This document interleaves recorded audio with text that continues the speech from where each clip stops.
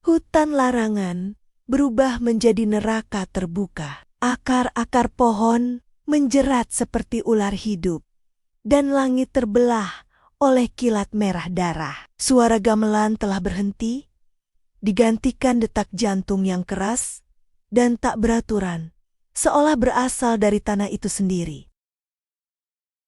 Di tengah lingkaran api di alas pelaminan, tubuh Sekar Ayu melayang beberapa sentimeter di atas tanah. Perutnya membesar perlahan, seperti mengandung sesuatu yang tidak berasal dari dunia ini.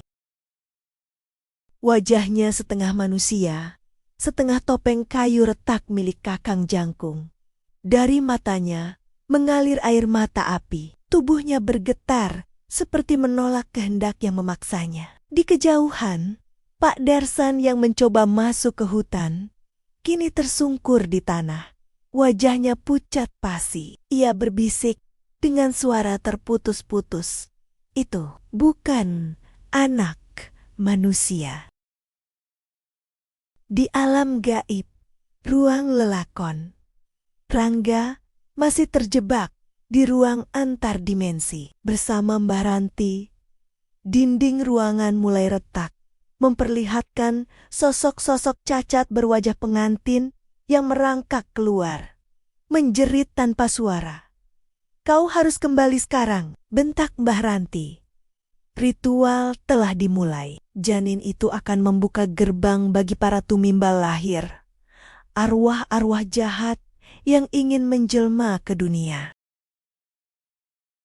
Rangga masih memegang keris pusaka yang kini tampak berdarah, melompat ke pusaran hitam yang terbuka di bawah kakinya, kembali ke dunia nyata. Di dunia nyata, alas pelaminan, Rangga jatuh di tanah berlumpur dan berdarah. Ia melihat Sekar yang kini berdiri diam. Tubuhnya ditumbuhi akar-akar yang berdenyut. Di perutnya tampak gerakan aneh, seperti sesuatu sedang menendang dari dalam, tapi bentuknya bukan seperti bayi, lebih mirip cakar. "Kakang Jangkung, hentikan ini!" teriak Rangga. Dari balik pepohonan, Kakang Jangkung muncul dengan tubuh yang lebih besar, kini nyaris setinggi pohon beringin. Suaranya menggema dari segala arah. "Telah terlambat manusia, pengantin telah disatu, benih telah tumbuh. Dunia kalian akan menjadi tempat kelahiran generasi iblis." Rangga memeluk Sekar, yang kini mulai tersadar sesaat. Air matanya jatuh, dan ia berbisik, "Bunuh aku sebelum dia lahir, sebelum aku kehilangan semua."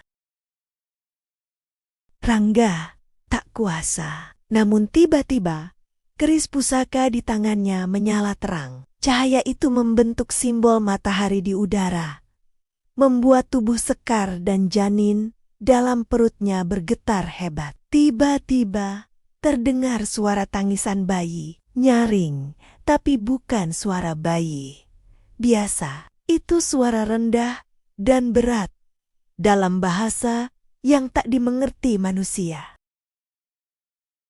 Bumi bergetar, pepohonan tumbang. Dari langit, retakan seperti cermin muncul, dan tangan-tangan hitam panjang mulai merayap keluar.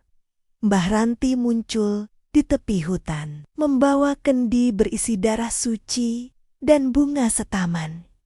Ia berseru, "Tebas ikatannya sekarang. Kau hanya punya satu tebasan, Rangga.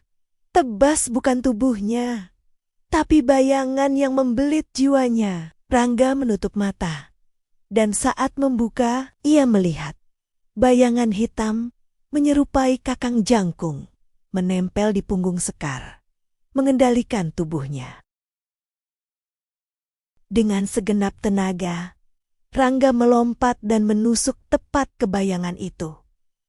Teriakan mengguncang langit. Tubuh Sekar jatuh tak sadarkan diri, dan perutnya rata kembali. Namun dari tanah, dari darah dan lumpur, sesuatu mulai tumbuh. Sebatang pohon hitam dengan buah menyerupai janin. Alas pelaminan kembali sunyi. Gamelan berhenti, angin pun tak lagi berembus. Tapi ketenangan itu tidak membawa kelegaan, justru menyisakan hawa dingin yang menggigit tulang. Semua orang yang menyaksikan ritual malam itu telah menghilang, ditelan kabut merah yang menggulung seperti ombak. Hanya Rangga, Sekar, dan Mbah Ranti yang masih tersisa berlutut di tanah yang basah oleh darah. Di tengah-tengah lingkaran sesajen yang hancur, tumbuhlah sebatang pohon aneh. Pohon itu tinggi tak wajar, hitam seperti arang terbakar, dan berdenyut seperti urat nadi. Daunnya rontok dengan suara mendesis, dan buah-buah yang menggantung dari rantingnya menyerupai yongin-yongin kecil berwarna merah kehitaman, menggeliat seperti hidup. Sekar perlahan siuman. Tubuhnya lemah, namun ia merasa ringan, seolah beban dari dalam dirinya telah tercabut. Tapi begitu matanya menatap pohon itu, ia menjerit dan muntah darah. Itu masih bagian dariku. Aku bisa merasakannya, menjerit memanggilku. Rangga berdiri terpincang, masih menggenggam keris pusaka. Ia menatap buah-buah itu dengan ngeri. Apa yang akan terjadi jika buah itu jatuh ke tanah, Mbah? Tanyanya lirih. Mbah Ranti menggertakkan gigi. Matanya menyipit, penuh amarah dan ketakutan. Jika satu saja jatuh dan membusuk di tanah manusia, arwah Kakang Jangkung akan menjelma penuh. Ia akan bangkit, bukan sebagai bayangan, tapi sebagai dewa kematian. Dan saat itu, dunia manusia akan berubah jadi ladang kelahiran iblis. Petir menyambar. Salah satu ranting pohon patah. Sebuah buah menggantung di ujungnya, nyaris lepas. Mbah Ranti bergegas menggambar lingkaran pelindung dari darah dan bunga setaman di sekeliling pohon. Ia mulai melantunkan mantra kuno. Tetapi tanah di bawahnya mulai retak. Dari dalam tanah, tangan-tangan kecil seperti bayi tapi dengan kuku panjang, muncul dan mencoba menarik tubuhnya. Sekar terdiam, matanya memerah kembali, wajahnya berubah sayu. Rangga, mereka memanggilku. Anak-anakku, mereka haus, mereka butuh tubuh. Tiba-tiba, tubuh Sekar melayang kembali. Kali ini lebih kuat. Dari punggungnya tumbuh akar hitam yang mengait dirinya ke pohon. Satu persatu, buah mulai menyala merah dan terdengar suara-suara kecil dari dalamnya. Rangga putus asa. Ia menatap keris di tangannya dan berteriak, "Apa yang harus kulakukan?" Mbah Ranti dalam keputusasaan menjawab, "Buah itu hanya bisa dihancurkan oleh darah dagingnya sendiri. Sekar harus menghancurkannya.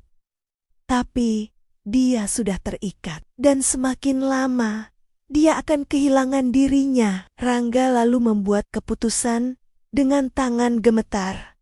Ia memeluk Sekar, menatap matanya yang berubah menjadi merah. Dan dengan suara parau ia berkata, "Sekar, ingat aku. Ingat saat pertama kali kita naik ke Bukit Ngandul.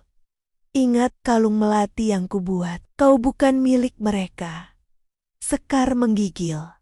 Matanya berkaca-kaca. Air mata jatuh membasahi pipi aku. Aku masih di sini. Tiba-tiba, dari dadanya muncul cahaya putih. Akar-akar hitam terbakar oleh cahaya itu. Sekar berteriak, dan dengan sisa tenaga, ia mengangkat tangannya, meraih buah pertama, dan menghancurkannya dengan tangan kosong. Jeritan ribuan makhluk meledak di udara. Pohon itu mengguncang seperti hendak roboh. Satu persatu, Sekar menghancurkan buah lainnya sambil menangis, sampai akhirnya hanya tersisa satu buah yang tak bisa ia sentuh karena menggantung terlalu tinggi. Tiba-tiba, dari dalam buah terakhir, muncul mata merah menyala. Itu inti kakang jangkung, kata Mbah Ranti. Kalau itu pecah, ia akan terlahir sempurna. Rangga menggenggam keris, dan tanpa ragu, ia melemparkannya ke udara. Dengan seluruh tenaganya, menancap tepat di buah terakhir. Buah itu meledak. Cahaya putih menyilaukan, meledak dari pohon itu. Angin besar menyapu seluruh hutan. Pohon iblis itu runtuh menjadi abu. Namun, sebelum lenyap, terdengar suara berat bergema di udara. Kalian menang kali ini, tapi darah yang telah ditandai tak akan pernah bisa lari dari takdir. Beberapa hari kemudian, Sekar dan Rangga kini tinggal di luar desa. Tapi setiap malam mereka bermimpi tentang suara-suara bayi menangis dari balik pepohonan.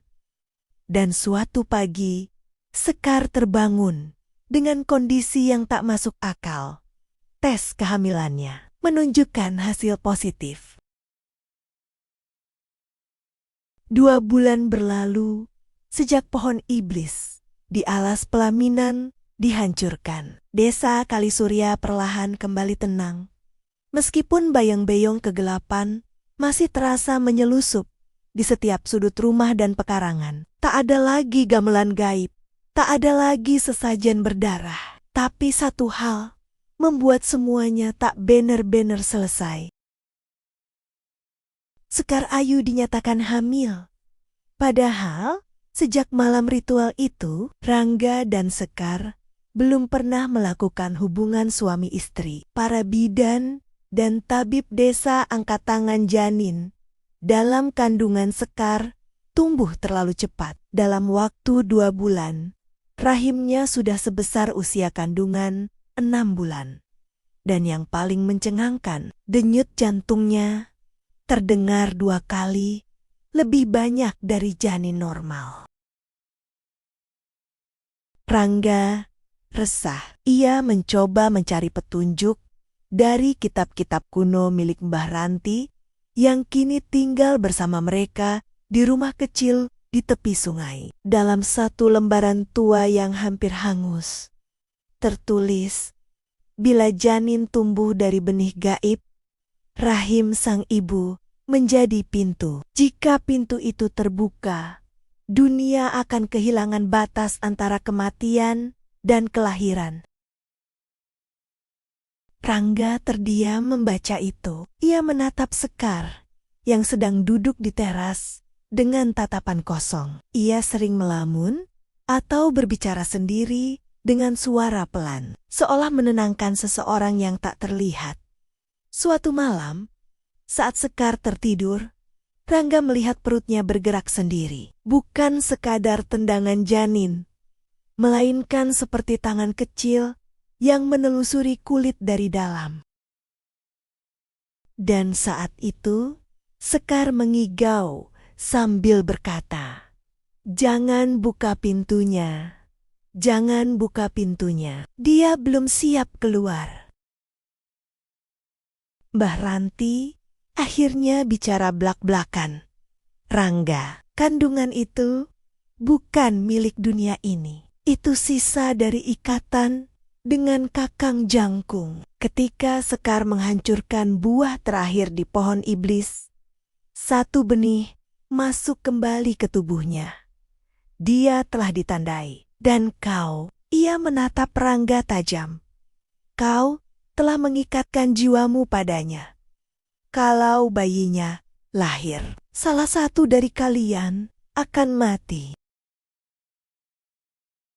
Malam-malam makin aneh. Rumah mereka dipenuhi bau kemenyan padam. Cermin retak sendiri.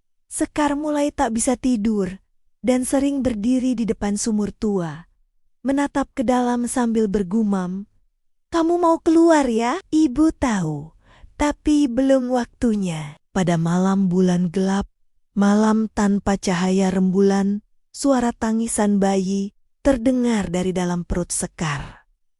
Tangisan itu terdengar oleh seluruh warga, menggema hingga ke masjid dan balai desa. Beberapa orang melihat sesosok perempuan berjubah putih berdiri di depan rumah Sekar, membawa keranjang anyaman. Di dalamnya ada tali pusar yang menjulur ke tanah, dan di luar jendela kamar Sekar tertulis dengan darah, "Rahim ini bukan milik manusia. Ia akan lahir meski dunia menolak." Mbah Ranti pun membuat keputusan. Ia menggali catatan leluhurnya dan mengusulkan ritual penguncian rahim, sebuah ritual kuno untuk menahan kelahiran makhluk dari dimensi lain. Tapi ada syarat. Ibu dari kandungan itu harus rela kehilangan ingatan tentang anaknya. Ia harus mengusirnya dari pikirannya sendiri. Sekar hanya menatap Rangga saat mendengar ini. Ia menggenggam tangan kekasihnya erat, lalu berkata, "Kalau aku lupa, tolong jangan biarkan dia kembali. Jangan biarkan aku mengingat." Ritual dilakukan malam itu juga. 7 lilin hitam dinyalakan mengelilingi Sekar yang terbaring di kasur anyaman. Di perutnya dilukis simbol kuno dengan getah pohon randu. Mbah Ranti membaca mantra sambil membakar rambutnya sendiri sebagai tumbal. Saat lilin ke-7 padam, Sekar menjerit keras dan matanya terbalik. Darah menyembur dari mulut dan hidungnya. "Aku tidak mau dilupakan." Suara dari dalam perutnya menggema. Rumah berguncang. Jendela pecah. Angin hitam masuk dari segala arah. Rangga menerobos ke tengah ritual, memeluk Sekar, dan berteriak, "Kau bukan ibunya. Dia bukan anakmu. Kembalilah, Sekar." Dalam cahaya yang menyilaukan, tubuh Sekar kejang hebat, lalu terdiam. Keesokan paginya, Sekar bangun. Ia tampak sehat, bahagia. Tapi saat Rangga bertanya soal kehamilannya, "Hamil aku." "Hah, lucu kamu, Rangga." Rangga hanya menatap diam, karena ia tahu dalam mimpinya malam tadi, ia melihat bayi laki-laki dengan mata merah duduk di sumur tua, berkata, "Ayah, aku akan pulang sebentar lagi."